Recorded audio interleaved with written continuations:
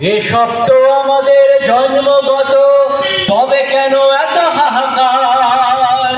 ঘরে বসে বসে ক্রন্দনে নয়, অধিকার জিনে নিতে হয়, রক্তে কিনে নিতে হয়, অধিকার লড়ে নিতে হয়, অধিকার কেড়ে নিতে হয়।